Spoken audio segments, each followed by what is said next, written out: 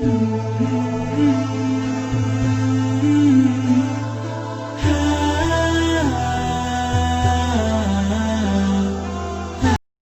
satu riwayat dalam riwayat Muslim, ketika kemudian ada orang tua, anak dihisap oleh Allah, maka orang tuanya itu hisapnya lama karena banyak dosanya dan banyak kemaksiatan. Karena indikator orang itu pendosa adalah hisapnya itu lama. Ada orang tua itu dihisapnya lama, kemudian anaknya hisapnya ringan. Karena hisapnya ringan, maka kemudian anak itu langsung melewati sirat dan sampai di depan pintu surga. Anak itu ketika mereka sudah di depan pintu surga, maka Allah itu kemudian berfirman kepada anak-anak solih tersebut yang sudah menyelesaikan hisabnya, tinggal melangkahkan kaki untuk masuk ke dalam surga. Anak-anak itu kemudian melihat ke dalam surga, lalu kemudian mereka belum menjumpai orang tuanya. Allah berfirman kepada anak-anak itu, udkhulul jannata, masuklah kamu ke surga. Anak-anak itu kemudian menjawab, lam hatta nara aba'ana wa ummahatana. Kemudian mereka berkata, ya Allah, kami tidak bisa masuk surga ya Allah sebelum kami menjumpai bagaimana bapak dan ibu kami. Allah ulang kembali perintahnya kepada anak-anak yang sudah di depan pintu surga, udkhulul jannah, masuklah kamu ke dalam surga. Kemudian anak-anak itu kembali berkata, lam nadkhulil jannah hatta nara aba'ana wa ummahatana. Ya Allah, kami kemudian tidak bisa masuk surga ya Allah sampai kami menjumpai dulu bapak dan ibu kami.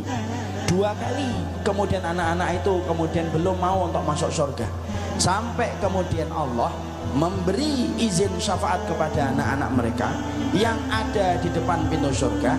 Anak-anak itu kemudian memberikan syafaat kepada orang tuanya, lalu orang tuanya diringankan hisabnya oleh Allah. Setelah kemudian mereka mendapatkan syafaat dari putra-putri mereka, lalu mereka diringankan dan diselesaikan hisabnya sampai bertemu dengan anak-anak mereka di depan pintu surga.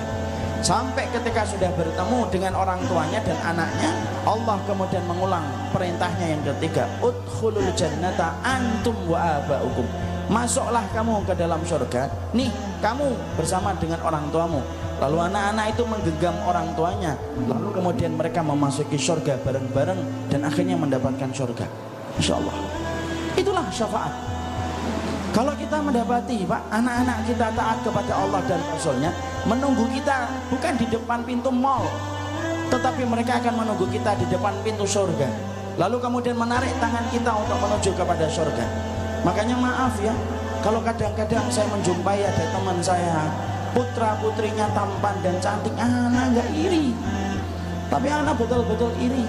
Kalau kemudian saya mendapati ada teman saya, sahabat saya, guru saya, kemudian ternyata mendapati anaknya solih dan taat kepada Allah, iri saya. Kenapa? Karena separuh perjalanan akhirat orang tuanya sudah ditanggung sama anaknya yang solih, dan sesungguhnya anak yang solih itu mampu memberikan syafaat bagi orang tuanya. Anak bapak hafal Al-Quran, senyum Pak, sesungguhnya sebagian dari urusan akhirat bapak sudah akan dibantu sama anaknya. Anak bapak kemudian setiap mendengar adzan kemudian datang ke masjid, anak bapak kemudian taat kepada Allah, dia kemudian betul-betul menjaga dirinya, tidak mudah untuk berjalan bersama perempuan karena ketaatan dia kepada Allah. Senyum ibu, anak yang semacam itu kalau dia menjaga imannya sampai dia meninggal dunia, maka sesungguhnya dia akan menunggu kita bukan di depan toserba dan kemudian bukan di depan pasar, tapi anak yang solih itu akan menunggu kita dan menunggunya kita itu di depan pintu surga. Itulah yang namanya rezeki. Kalau anak kita pinter dalam urusan dunia, itu dunia. Kalau anak kita kemudian tampan, nah itu dunia. Kita membanggakan tok ketika mereka hidup di dunia. Tapi kalau anak kita taat kepada Allah, itu rezeki. Dan rezeki itu merupakan sesuatu yang paling besar manfaatnya kita rasakan ketika nanti kita akan ditunggu di depan pintu surga. Makanya saya iri kalau kemudian saya punya tetangga, anaknya hafal Al-Quran. Saya iri kalau kemudian saya di masjid melihat anak-anak itu kemudian sudah berada di dalam masjid ketika berkumandangnya adzan. Kenapa iri? Karena anak ini kalau betul-betul istiqomah sampai dia meninggal dunia, maka akan menjadi sebab syafaat bagi kehidupan.